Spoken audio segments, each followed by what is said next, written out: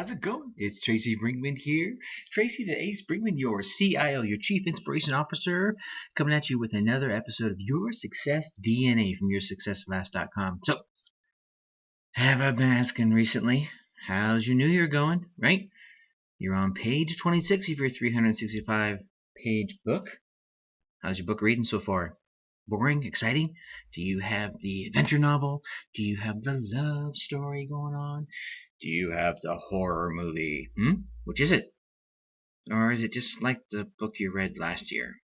Now, that's why you're here, right? I mean, these are the kind of reasons why you come to Your Success DNA and listen to this show once a week. And sometimes when I give you the extras, like today. Today's Sunday. It's the 26th. Hey, what are you doing in my ear today, Tracy? Well, I'll tell you what that in a little bit.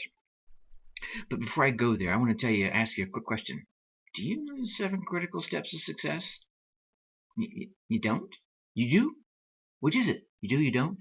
I'll tell you what, at the end of this episode, I'm going to tell you how you can get that, how you can find those 7 critical steps of success. But before I start, we always have my daily question. I really don't have a Sunday daily question. I have 5, one for each of the day of the week for my premium members.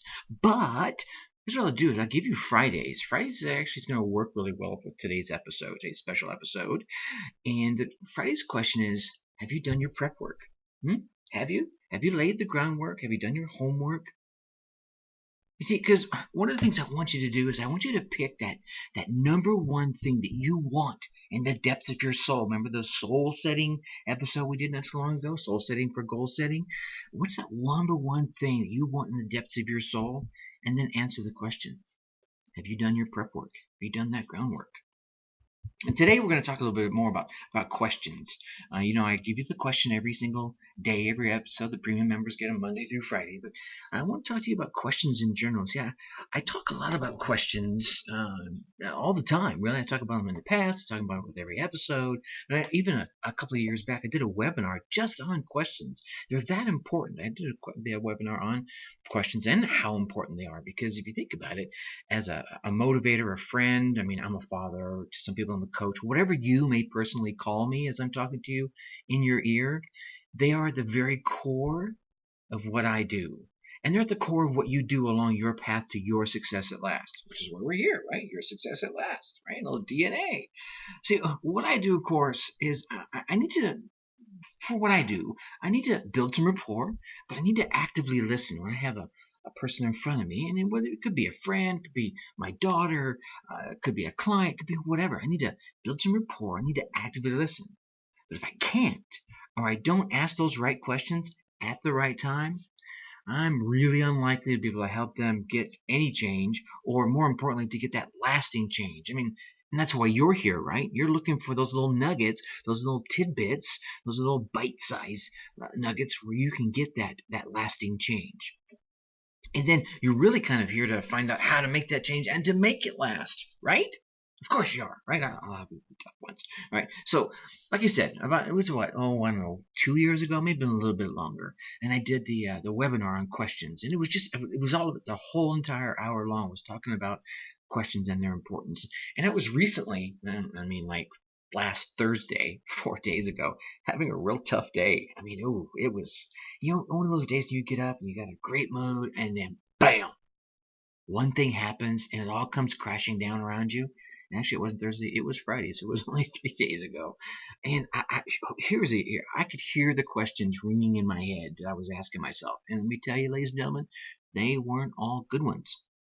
So I thought, this is the perfect time to sit down and pull together a list of more positive and empowering questions for myself. And of course, that means I come here and I share them with you. Now, actually, the list I have is about 20 questions long, but I think I could jam them all effectively into one episode. I'm 4 minutes into this episode already here, so I'm going to split them up and I'm going to share the other half of them with you tomorrow. The questions really aren't in any specific order. They're just kind of how I came up with them. So really, do not give question 1 any more credence than you give question 10.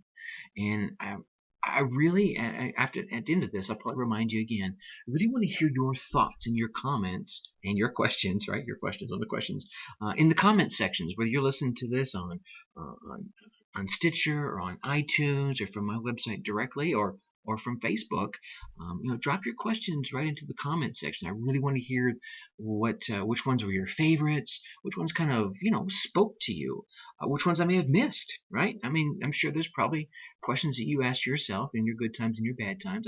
Let's be honest, I'm only human. Yeah, I know. It's hard to believe.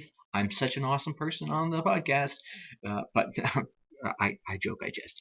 I'm only human. I've only gone through what I've gone through, and I know you guys have gone through other trials and tribulations, other exciting things and not so exciting things. So you've developed your own questions. I'd like to hear them and enhance my list. I may look at one of your questions and go, oh crap, I love that one. Okay, so here we go. Question 1. What is really important to me? I developed this question a long time ago when my daughter Krista passed away. The day she passed away, actually the moment she passed away, literally in a rocking chair in my arms. For those that don't know the story, I rocked her to sleep for the last time as I walked out of the ER room where she was at. I paused to really ask myself that question: what is really important to me? At that point in time, I had another daughter. She was a couple of years older. I had a wife at the time, and I had a good job. I had air in my lungs. I had money in my pocket. We had our daily troubles, but that question kind of got me through that tough time. What is really important to me? Because if I would have focused on what I had just experienced, I'm not sure things would have came out quite as positively as it did. So that's, again, no credence to question 1 versus any other question. I'm just sharing with you, right? So question 1, what is really important to you? Ask that question. Number 2, what else does this mean? Whatever is going on in your world, sometimes it doesn't really mean anything, but you give it meaning. Other times it could mean so much more. On the bad day I was having on Friday, I had to step back and ask myself, what else does this mean? And really the answer was nothing. It didn't mean anything else. It was just I had my hopes up, I had plans that were going on, and they were falling apart. You know what else it meant? It meant that what was my plans, they were really important to me, and they were falling apart, and it was making me sad. That's what else it meant. It really meant that I really wanted to do what I had planned. Okay, I'll just plan to do it another time when things work out, when the weather is good, when people aren't sick, whatever was happening to make my world fall apart that day, my plans fall apart that day, I'll just do them another day.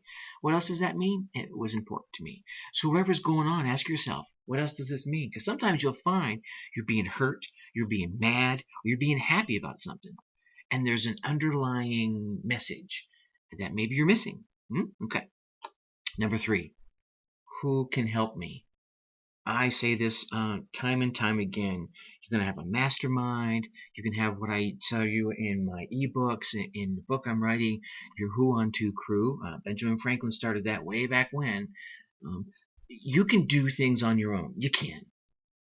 Let's be honest. You can probably do anything you set your mind to. I believe you can do anything you set your mind to.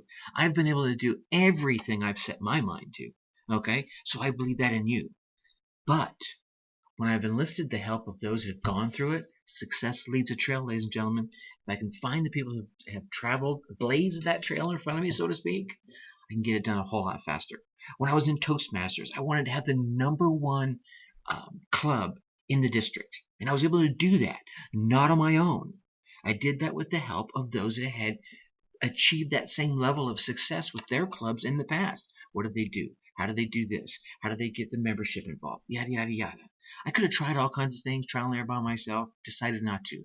Find the people that blaze the path in front of you and let them help you. Let them give you those tips. Avoid those pitfalls. And the next question kind of leads right off of that. Who can I help? Because, ladies and gentlemen, I'm going to tell you, the law of reciprocity kicks in every single time on this great, wonderful planet we call Earth, is that when someone helps you, you need to help them. And sometimes you need to help people who have never helped you. Okay? And a lot of times, here's what's going to happen. I just repeated myself. Sorry. I had a sneeze. Hopefully you didn't catch that on the recording. I try to catch the pause in time. A lot of times, here's what's going to happen. You're going to go out and you're going to see an opportunity to help someone, and you're going to help them. And the law of reciprocity is going to kick in. And the help that you get might not come from the person that helped you. or that you helped. Okay? But who can you help?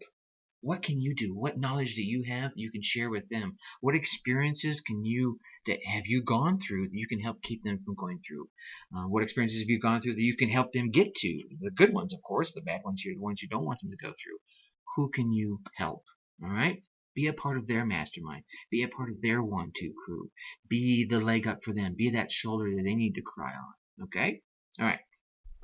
Here's one I really like a lot. Me and my best friend, I call him my brother, Robbie, believe in this one wholeheartedly. How often is your gut right? Growing up, Robbie's part of the one person I could always say, I got this feeling.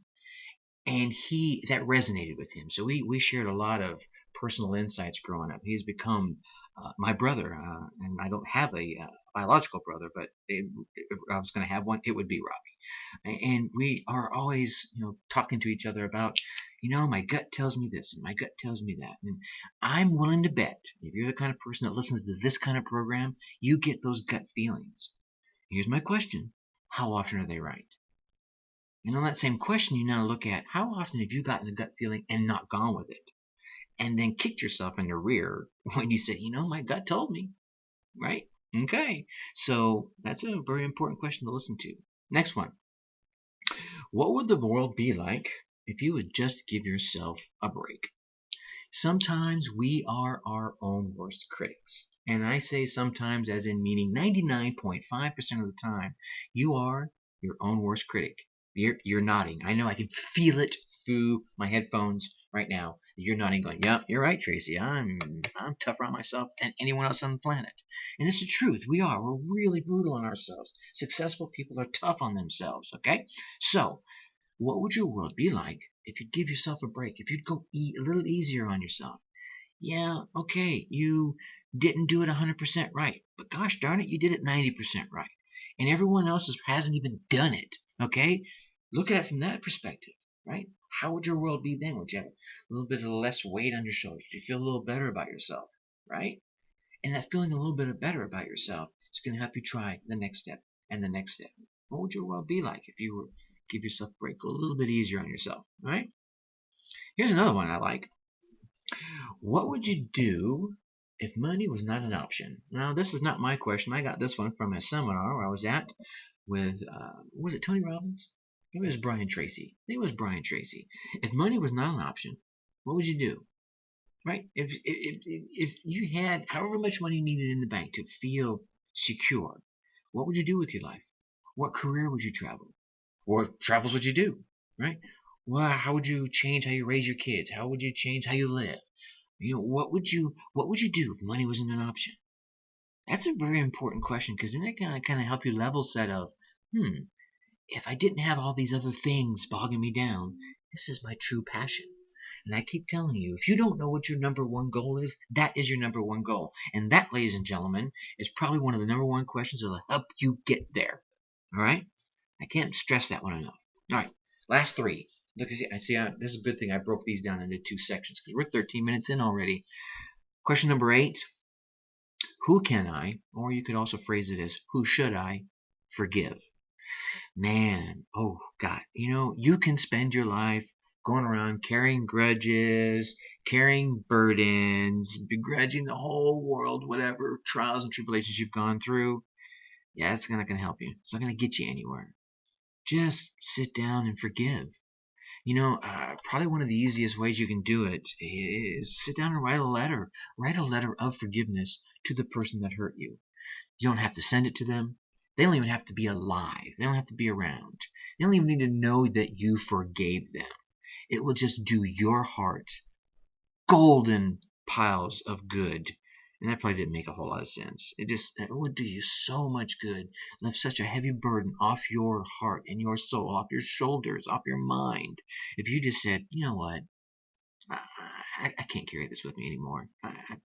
You hurt me. Write it in the letter. You hurt me, and this is how you hurt me. But I forgive you. And there you go, moving on. If you want to, burn the letter afterwards. Seal in an envelope and don't send it. It doesn't matter. Just forgive, right?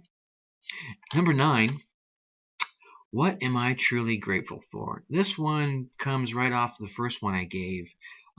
What's really important to me? I think the next question I asked myself after she passed away was, what am I truly grateful for? And I started within myself. I remember at this point, I was probably going up the elevator in the hospital to the little room that that we had at that point. When you're in this, there's some rooms that have bunk beds, and there's no tables, like a single bathroom. It's really the minimum so that the parents of children in the children's hospital in Pittsburgh at the time can have a place to wash up and relax and cry, whatever it is they need to do at that given moment in time. But I remember going up the elevator at that point and thinking to myself, what am I truly grateful for? And I started by looking at myself. I was grateful for my health. I have all my fingers and my toes and my limbs and my eyesight and my hearing. And if you're listening to me right now, ladies and gentlemen, there's one you got to be grateful for right there. You can hear, right? Imagine all the people yeah, right? You heard me say that can't hear, but I wasn't saying it. That can't hear, that can't see, that can't talk, that can't walk, that can't breathe with a respirator, which is how my daughter was right before she passed away. What are you grateful for? Start inside. Look at that, right? Do you have a little bit of hair left in your head? No? Okay. You have none? Mine's going away. Who cares, right? I'm grateful for that. I'm grateful for the daughter that I have. Both of them. Grateful for my grandchild. Grateful I have a roof over my head. Grateful to have a decent car to drive, a job to go to, people like you listening to me as I babble on for now 16 minutes, right? I'm grateful for so many things, and that helps me look at the world a little bit differently. So ask yourself, what are you truly grateful for? And the last one for today, and I try to say one thing is the best for last, and like I said, don't give me any more credence than any other. What would my hero do? And I want you to replace the words my hero with someone that you look up to. And it could be different someones depending on the situation. I usually switch out what my hero for names like Bruce Lee, Benjamin Franklin, Lincoln. And these are people whose biographies I've studied, and I try to learn them as much as I can. And so sometimes I'll ask myself, what would Benjamin Franklin do? Or what would Bruce Lee do? There were times in my career that I would ask, what would my boss do? Or what would the CEO of the company do at that time? And I would get different answers. And especially if you take the time to read their biographies and get to know those heroes of your world. And for you, it could be, what would Jesus do? Or what would your pastor do? Or what would your father do? What would your mother do? Or your big brother? Whomever it would be. Whoever it is that you would look up to in that situation, ask yourself, what would they do? Right? And that would help guide you. At least give you a stepping point to get out from. Okay? So those are the 10 questions. I'm not going to reread them for you. We're already 18 minutes in. I'm really trying to cut these podcasts down and give you little snippets you can listen to on your way to work as you're doing your workout or whatever. I don't want to go into long, boring anyway, here I am going on and on, right? But like I said earlier, I wanted to tell you about the 7 critical steps to success. It's a little ebook out there, and I think I'm going to turn it into an audio. It seems like people are a little more receptive to audio. So right now, it's still an ebook. So if you go to the website, yoursuccessatlast.com, so no matter where you're listening to me from, iTunes or Stitcher or Facebook or LinkedIn or from the site itself, you'll see a banner. Just go to yoursuccessatlast.com. See a banner about halfway through, and it'll say, do you know the 7 critical steps to success? If you click on that, it'll take you to the little page there. Drop in your name and email, right? And I'll send it right to you, and you'll get to learn it. It's pretty handy. And if I turn it into an audio, which I'm really thinking about doing, actually I think I'm going to do it. I'm kind of committing myself. I'm committing myself to you that I'm going to do it. Anyone who's on the list will get that audio version as well. And one last thing before I let you go, in the next about 40 seconds, I'm doing a mind mapping webinar. I've been toying with this. I use this tool a lot myself in brainstorming and goal setting, in business development. And if you look at my whiteboard up here, I think I've sent pictures of it before.